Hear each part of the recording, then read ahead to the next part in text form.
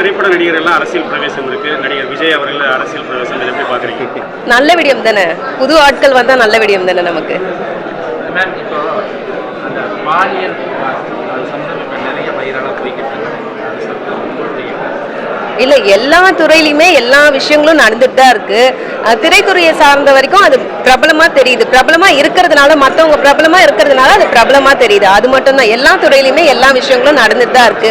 இந்த துறையில நம்ம வெளிப்படையா சொல்றோம், மற்ற துறையில வந்து அது வெளிப்படையா சொல்றது இல்லை. ஆமா, இருக்குதானே, இல்லைன்னு மறுக்க முடியாதுல்ல. இலைமறை காயா இருக்கு, இல்லைன்னு சொல்ல முடியாது. எல்லாத்துலயுமே இருக்கு, இலைமறை காயா இருக்கு. அவங்களுக்கு நிகழும் போது தானே அது தெரியுது, வெளியில வருது.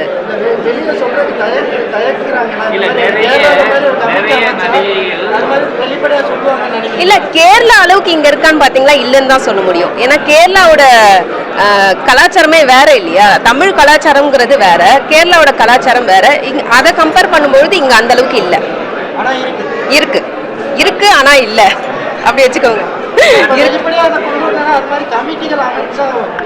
அரசு அலுவலகங்கள் ஒரு கமிட்டி இருக்குது, எல்லா இடத்துலையும் பெண்களை பாதுகாக்கிறதுக்கு தனியார் நிறுவனங்கள் கூட கமிட்டி இருக்கு. அது மாதிரி இப்போ சினித்துறைக்கு, இது மாதிரி சினிமா துறைக்கு ஒரு கமிட்டி அமைக்கணும் அப்படின்னு எது விரும்புறீங்களா? அமைச்சா நல்ல விஷயம் தானே. அதாவது வளர்ந்தவங்களுக்கு பிரச்சனை இல்லைங்க, வளர்ந்து வரவங்களுக்கு ப்ராப்ளம்ஸ் இருக்கு, இல்லைன்னு சொல்லவே முடியாது. தெரியாதவங்க, தெரியாம மாத்திக்கிட்டவங்க வந்து சொல்றதுக்கு நல்ல ஒரு வழி தானே இது. அமைக்கலாம், தப்பில்லை.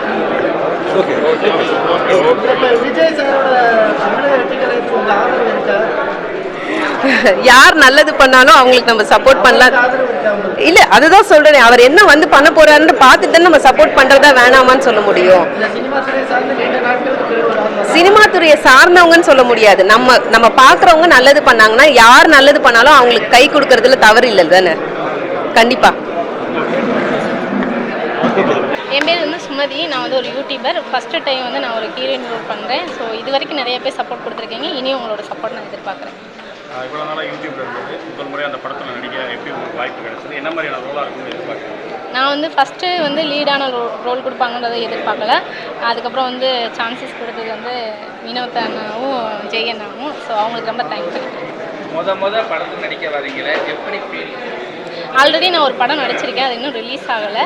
ஸோ அதில் வந்து லீடுன்றதை தவிர்த்து இதுதான் என்னோட மெயின் படமாக இருக்குது. ஸோ அதுக்கு ரொம்ப சந்தோஷமாக இருக்குது. உங்களுடைய ஃபாலோவர்ஸுக்கு ஒரு ட்ரீட்டாக இருக்குமா இது? கண்டிப்பாக. தமிழ்நாடு சம்பந்தப்பட்ட ஹீரோயின்கள் வர்றது குறைவாகிட்டு, மலையாள நடிகர்கள் அதிக அளவுக்கு வர்றாங்க. தமிழ் நடிகர்களுக்கு வாய்ப்பு கிடைக்குமா? கண்டிப்பாக வந்து எங்களை மாதிரி ஆட்களுக்கு வாய்ப்பு கொடுத்தவங்களுக்கு ரொம்ப நன்றி. ஃபஸ்ட்டு தேங்க் பண்ணிக்கிறோம்.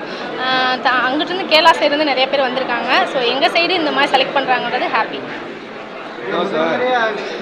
தமிழ்நாட்டில் இருந்து நீங்கள் வளர்ச்சியை நோக்கி போய்கிட்டு இருப்பீங்க. அப்பமும் வந்து உங்களுடைய நடிப்பு திறமை எப்படி மேலும் மேலும் மேம்படுத்துறதுக்கு என்ன மாதிரியான உங்கள் திறமையில வெளிப்படுத்துறீங்க? என்னால் முடிஞ்ச வரைக்கும் என்னால் என்ன சப்போர்ட் இந்த படத்துக்கு கொடுக்க முடியுமோ, என்னால் எப்படி எஃபெக்ட் போட முடியுமோ அதை நான் கண்டிப்பாக போடுவேன்.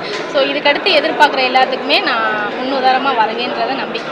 பொதுவாக நடிகைகள் எல்லாருமே வந்து ஆக்ஷன் பண்ணுறதுன்னு ஆசைப்படுறாங்க. ஆக்ஷன் ஹீரோயினாக உங்களை எதிர்பார்க்கலாமா? ஐயோ, நீங்கள் சொன்னது சந்தோஷம் தானா. அப்படி வந்தால் ரொம்ப ஹாப்பி. செய்திகளை உடனுக்குடன் தெரிந்து கொள்ள உடனே சப்ஸ்கிரைப் பண்ணுங்க.